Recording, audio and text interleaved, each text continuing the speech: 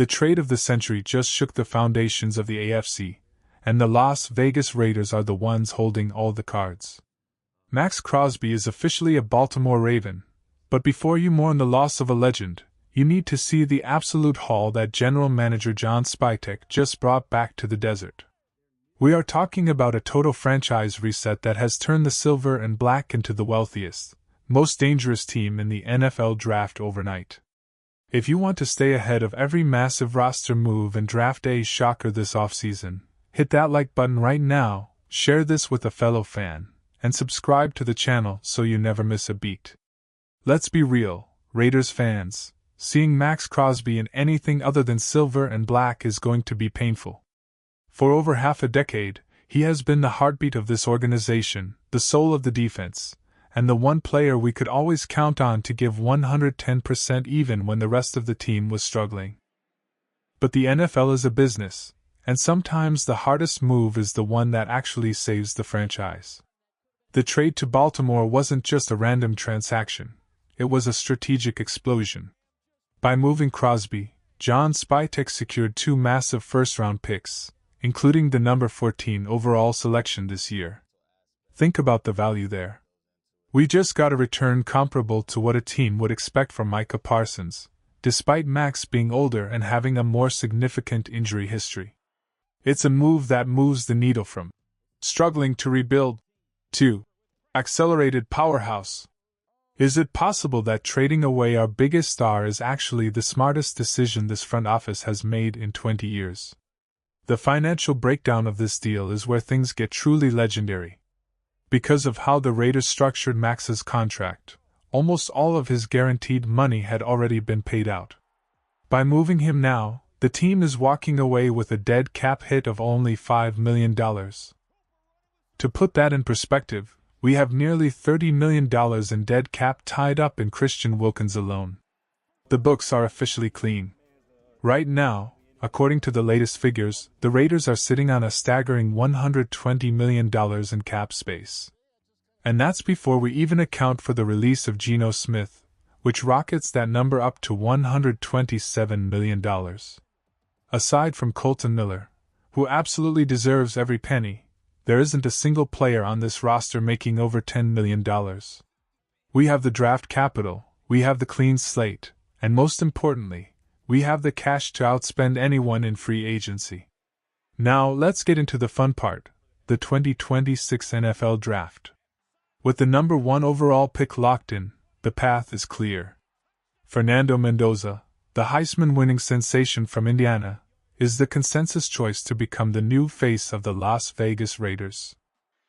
Mendoza is a rare breed, 6 feet 5 inches, 225 pounds, with a 72% completion rate and the kind of leadership traits that Tom Brady himself has reportedly praised. He's the type of quarterback you build a decade around. But the beauty of the Crosby trade is that we aren't just getting Mendoza. With that 14th pick from the Ravens, we have the ultimate flexibility. We can take the best player available, regardless of position, because we've already addressed the most important spot on the field. Here is our question of the day. If you are sitting in the war room with the 14th pick, do you go for a wall of protection by drafting an elite offensive tackle, or do you try to replace Max Crosby's production immediately by taking the best edge rusher on the board? Drop your choice in the comments below. I want to hear your logic on how to build this dynasty. If we look at the mock drafts circulating right now, the possibilities are mouth-watering. Imagine pairing Fernando Mendoza with a generational protector like Monroe Freeling out of Georgia. Freeling is 6 feet 7 inches, 315 pounds, and just posted the second highest athleticism score for a tackle in the history of the NFL Combine. Putting him opposite Colton Miller would give the Raiders the most athletic, dominant tackle duo in the league. You can have the best receivers in the world, but if your rookie quarterback is running for his life, it doesn't matter. By building from the inside out, the Raiders are ensuring that Mendoza has the platform he needs to succeed from day one. It's the exact same blueprint the Washington Commanders used to make their playoff run, and we have even more resources than they did. But the talent influx doesn't stop in the first round. Because of the draft capital Spytek has amassed, we can dominate day 2. One name to keep a very close eye on is D'Angelo Pons, the standout cornerback from Indiana. He might be 5 feet 9 inches, but he's an absolute ballhawk with a 43.5-inch vertical and a knack for shutdown coverage that earned him a national championship ring. Pairing him with the veteran talent we're about to sign in free agency would transform the secondary from a liability into a no-fly zone. And then you look at the 3rd round and see someone like Elijah Sarrett still on the board. Sarrett already has an established, elite chemistry with Mendoza from their time together at Indiana. He's a big-bodied, 6 feet 2 inches receiver who dominates man coverage. Giving Mendoza his favorite college target in the pros is the kind of cheat code move that makes a rebuild look like a masterpiece. The reality of the Max Crosby situation is that it was time for both sides to move on. Reports indicate that the relationship soured late in the 2025 season, particularly with how the team handled the closing weeks. Max is a warrior. He doesn't understand sitting out or business decisions when he feels he can play. While the Raiders publicly claimed he'd be back in 2026, the writing was on the wall. By trading him to the Ravens, we did right by a franchise legend by sending him to a contender, while simultaneously securing the future of Las Vegas football. We aren't just losing a pass rusher, we are gaining a foundation. Look at the roster as it stands right now. The offense is much closer to elite than people think. We have the running back, we have the tight end, and we have a developing star in DJ Glaze at right tackle. If we use this $127 million correctly, we can fill the gaps at guard and linebacker with proven veterans, allowing our young draft picks like Mendoza, Freeling, and Pons to grow without the pressure of carrying the entire team on their backs.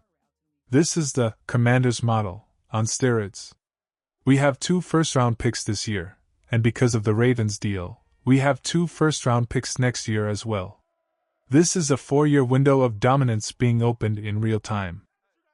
John Spytek and the Raiders' brain trust are playing a high-stakes game, and so far they haven't missed a beat. They took a disgruntled star and turned him into the most valuable trade package in team history. They cleared the books to create a league-leading salary cap situation. And they positioned themselves to draft a Heisman-winning quarterback and his best protector in the same first round. The Silver and Black aren't just rebuilding, they are reloading for a hostile takeover of the AFC West. The era of Max Crosby was great, but the era of Fernando Mendoza and a $100 million supporting cast is going to be legendary. The vibes in Las Vegas have shifted completely. There is a sense of purpose and a methodical plan that we haven't seen in this building for decades. We are witnessing the birth of a powerhouse. The draft is just around the corner. And for the first time in a long time, the Raiders aren't just participating, they are running the show. Get your jerseys ready and your vocal cords tuned, because the roar of the crowd at Allegiant Stadium is about to get a whole lot louder. The future is here, it's expensive, it's talented, and it's undeniably silver and black.